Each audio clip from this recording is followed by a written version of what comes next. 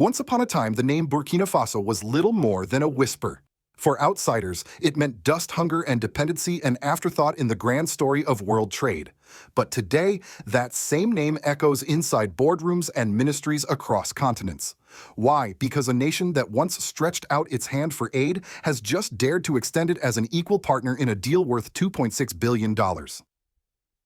Picture this scene: a farmer bends to the soil on a dusty road, his hands rough, his radio crackling. Through the static, he hears the news Saudi Arabia has signed a 10-year agreement with his country. His brow furrows. Could this number, larger than anything he's ever imagined, truly change his children's lives? Will it mean shoes for school medicine when they fall ill, dignity when they work the land? Or is it another promise written in distant capitals, forgotten in the fields? At the center of this turning point stands a young soldier-turned-statesman, President Ibrahim Traoré. His voice does not beg. It does not bow. Instead, it speaks of partnership, not charity, of dignity, not dependency. He asks the world a question no one expected from a landlocked nation of farmers: can sovereignty be grown from the soil? This story is not just about soybeans. It is not just about contracts. It is about rewriting the destiny of a people who for generations were told their place was at the bottom of the global table. Today, Burkina Faso asks to sit as an equal and perhaps to teach others how to rise. So stay with us, because what you are about to hear is more than economics. It is the seed of a new chapter for Africa, one our ancestors prayed for. Do you believe that Africa should finally claim its place as an equal partner on the world stage? Please share this video if you stand with President Ibrahim Traoré, and subscribe if you believe the truth matters more than the headlines. When the news first broke in late 2023, there was little fanfare. No grand ceremonies, no parades.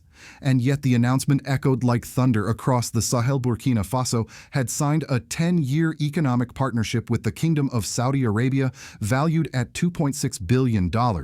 For a country of just over 23 million people, landlocked, often dismissed as poor and dependent, this was more than a headline. It was a declaration.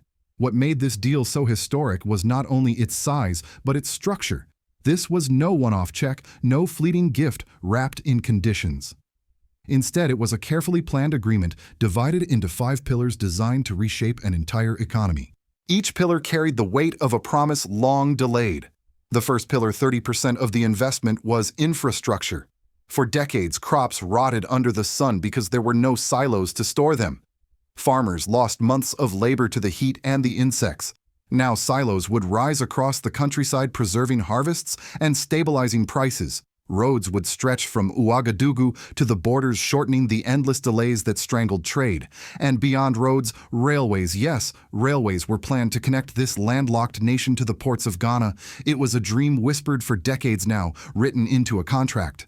The second pillar, 25%, was processing plants. Burkina Faso had long exported raw crops at low value, only to import finished goods at exorbitant prices. This vicious cycle drained the country's wealth. With the new agreement, factories for soybean oil, animal feed, and biodiesel would be built on Burkinabe soil. Jobs would remain local. Profits would circulate inside the very villages where beans were planted. For the first time, farmers could imagine not just growing crops, but transforming them into finished products that carried real value. The third pillar, 20%, was science and technology. In a land where farmers still looked to the sky praying for rain, technology would finally meet tradition. Irrigation systems would be installed, drought-resistant seeds would be developed, drones would map planting seasons, helping farmers know when to sow and when to harvest. No longer would hope rest only on the clouds. Science would give farmers tools to secure their future. The fourth pillar, 15%, was cooperatives and training. Here lay one of the most profound promises of the agreement. Women already made up nearly 40% of soybean farmers, yet they often worked without recognition, credit, or training. Under the new plan, women would receive technical support and access to credit lines. Youth who once boarded buses toward Accra or Lagos in search of work would be trained to manage machinery, lead cooperatives, and transform soil into livelihoods. This was more than economics, it was social reform. The final pillar, 10%, was finance and security. A national export bank would be created to shield farmers from the volatility of global markets. Insurance would be offered against droughts and floods. Security would be strengthened in farming regions so that crops could travel safely to markets. In a region scarred by instability, these measures carried the weight of survival. For some skeptics abroad, these ambitions sounded too big for such a small country. Reports in European newspapers called it overambitious whispering that Burkina Faso was dreaming beyond its means. But for many inside the nation, this was not fantasy, it was overdue justice, and the timing could not have been better. In 2019, Burkina Faso produced only 51,000 tons of soybeans. By 2023, production had surged to 129,000 tons, a leap of nearly 150% in just 5 years. The soil had already proven its potential. The deal promised only to accelerate it. For Saudi Arabia, the logic was equally strong. In a desert kingdom where water is scarce, importing animal feed and soybean oil was not a luxury, it was a necessity. For its energy transition, biodiesel offered a cleaner alternative. The exchange was clear. Burkina Faso brought soil and harvest, Saudi Arabia brought markets and investment. Each offered the other what it lacked. But perhaps the most striking element of this announcement was not the numbers nor the figures carved into contracts. It was the language of President Ibrahim Traoré himself. He did not frame the agreement as charity.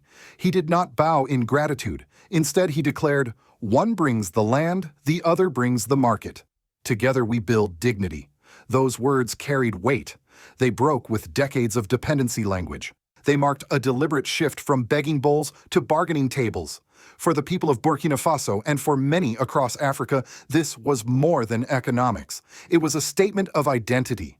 If the signing of the $2.6 billion agreement was historic on paper, its true impact was revealed in the voices and faces of ordinary people.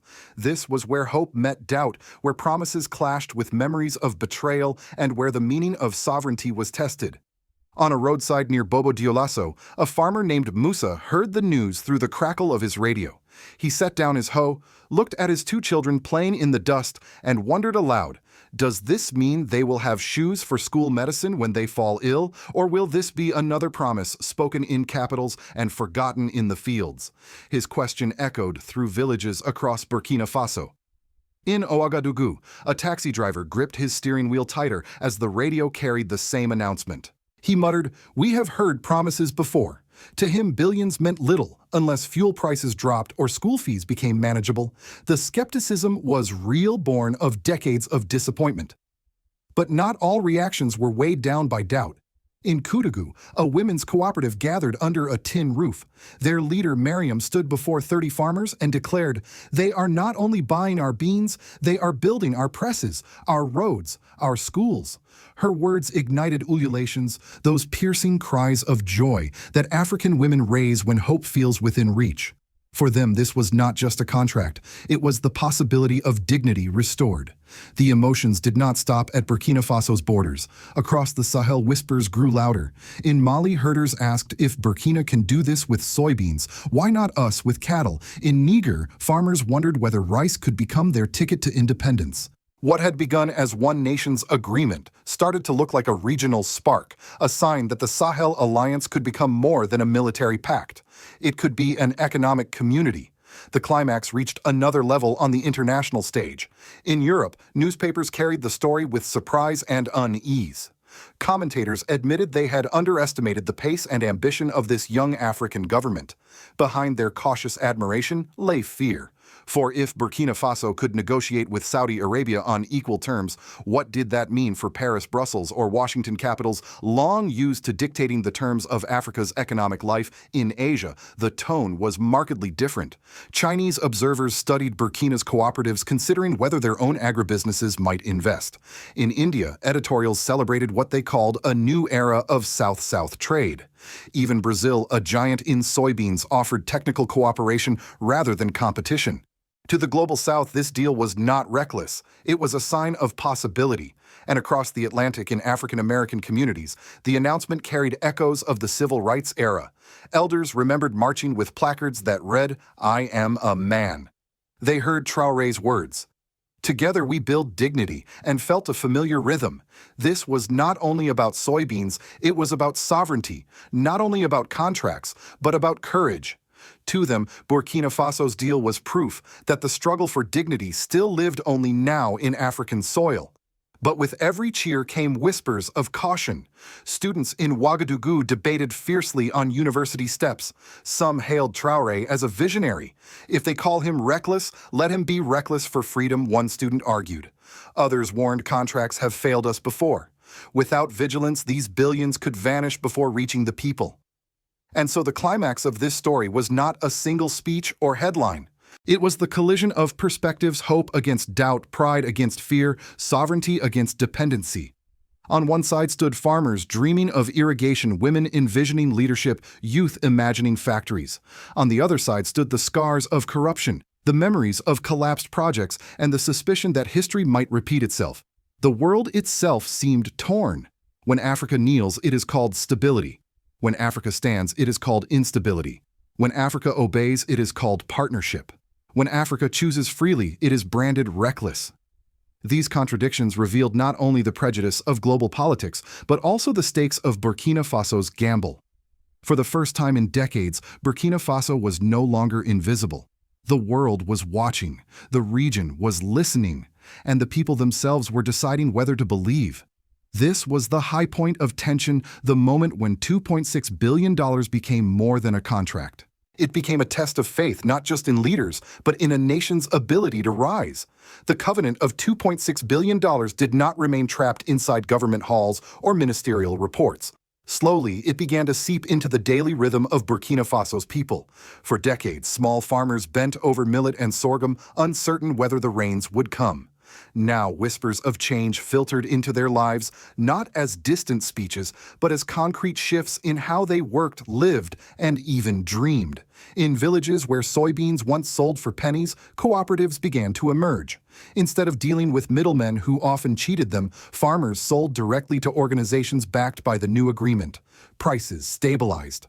For the first time, men like Musa, the farmer who once doubted the radio's announcement, could buy medicine for a sick child without selling off part of his harvest. For the first time, he thought less about leaving for the city and more about investing in his soil. The change was even more profound for women. Long, the unseen backbone of agriculture, women now stepped into leadership roles. Fatimata, a mother of 5, once prayed only for rain. With new irrigation pipes flowing into her field, she prayed instead for strength. Alongside thousands of women who formed nearly 40% of the soybean workforce, she discovered not only income, but authority. Credit lines opened in their names. Training programs taught them how to manage cooperatives, keep records, and make collective decisions. At regional gatherings, women raised banners reading, "When women rise, the nation rises." Youth, too, found themselves caught in this transformation. For years, the dream of many young men was not to farm, but to escape to Lagos, to Accra, to Europe if they were lucky. Now the hum of construction sites and processing plants replaced the silence of despair. Young men polished tractors instead of passports. Young women studied agronomy, logistics, and mechanics in new training centers that linked classroom lessons to actual jobs. Migration slowed, replaced by a cautious hope that Burkina Faso could offer more than survival, it could offer a future. Education itself began to shift. Classrooms still bore cracked walls and worn benches, but their purpose sharpened. Teachers explained irrigation systems, cooperative management, and the science of seeds. Students could finally see a line connecting their lessons to real opportunities. For the first time, learning was not just an escape, but a preparation. These civil changes also carried profound political weight. For decades, many Burkinabés saw the state as distant, corrupt, or absent. Promises were made only to collapse. Projects were announced only to disappear. Trust was a currency long bankrupt. Yet under Traoré's leadership, something unusual happened. Instead of hiding in palaces, he appeared in villages. He sat cross-legged with elders under baobab trees sharing bowls of porridge. He listened. He spoke not as a distant official, but as kin. Legitimacy no longer came from podiums but from presence. Even critics admitted that this visibility mattered. Roads were paved. Silos rose. Cooperative banks opened branches. Slowly, the state's image shifted from predator to partner. Citizens began to believe that government might finally serve rather than exploit. Political legitimacy was being rebuilt, not through ideology or decrees, but through visible change in daily life. Yet history's shadow loomed. Burkina Faso had seen false dawns before. Skepticism remained sharpening into vigilance. Citizens formed committees to monitor projects. Villagers demanded transparency. They understood that hope without watchfulness could become betrayal. The people knew they were not simply recipients of aid, they were guardians of a fragile promise. This balance between empowerment and risk defined the civil and political consequences of the deal. On one side, a society awakening to new opportunities, dignity, and trust. On the other, the ever-present danger of corruption, exhaustion, and disappointment. For Burkina Faso, the stakes were not only economic, they were existential. This was about whether sovereignty could truly take root in the daily bread of its people. When Burkina Faso and Saudi Arabia signed their $2.6 billion covenant, the shockwaves traveled far beyond the Sahel. In Washington, Paris, Brussels, Beijing, and Brasilia, analysts scrambled to interpret what this deal meant not just for Burkina Faso, but for the global order. What many realized, though few said aloud, was that a small, landlocked country had just proven it could bend the rules of international economics. In the United States, the silence was telling. Official statements were minimal, but behind closed doors, think tanks drafted reports filled with words like risk, instability, and strategic vulnerability. For decades, Washington's model of engagement with Africa relied on the International Monetary Fund and the World Bank institutions designed to extend credit with conditions that reinforced dependency. Now, a small nation had sidestepped that framework entirely. No loans, no conditions, just partnership.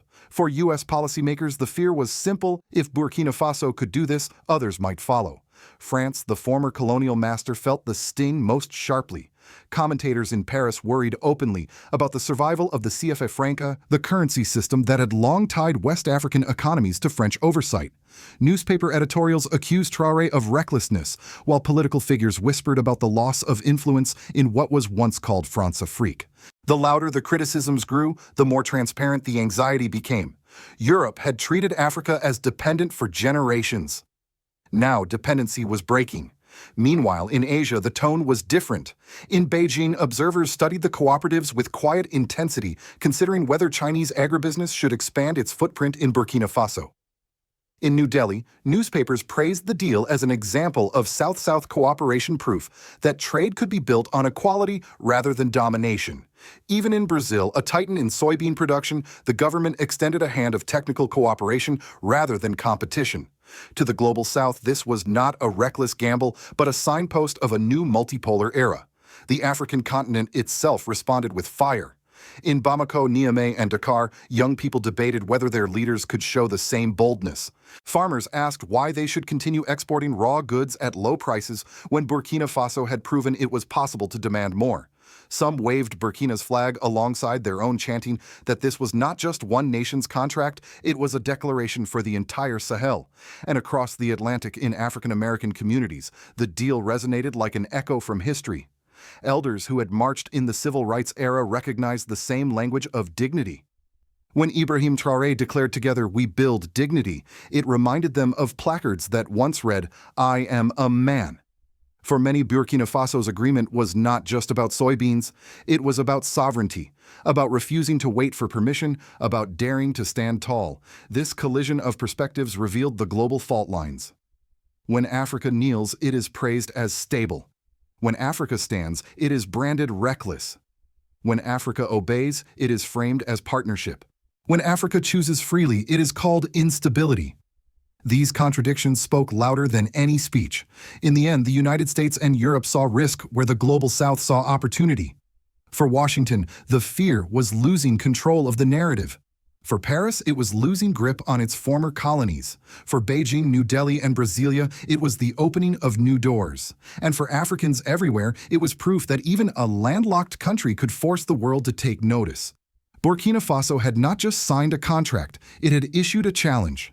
The question was whether the world, and especially America, would see it as a threat or as the birth of a new kind of partnership. The covenant of $2.6 billion has been signed, sealed, and announced, but contracts, as history reminds us, are only ink.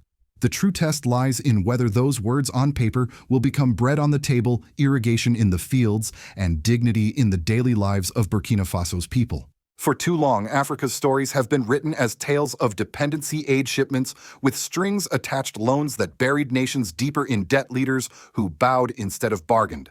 Today, under President Ibrahim Traoré, Burkina Faso dares to break that cycle. Yet hope, no matter how bright, must walk hand in hand with vigilance. Because for every harvest, there can also be betrayal. For every promise, there can also be corruption. This is not just Burkina Faso's test, it is Africa's. Every success or failure in Ouagadougou will echo in Bamako, Niamey, Dakar, and beyond. If this agreement flourishes, it will prove that sovereignty can be grown from the soil itself. If it collapses, it risks confirming the doubts of those who whisper that Africa's rise is only ever temporary. But perhaps the most profound change is already here: the way the world is forced to look at Burkina Faso not as a beggar, but as a partner.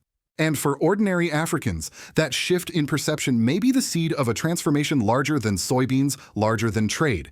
It is about sovereignty, dignity, and the long fight to be seen and respected.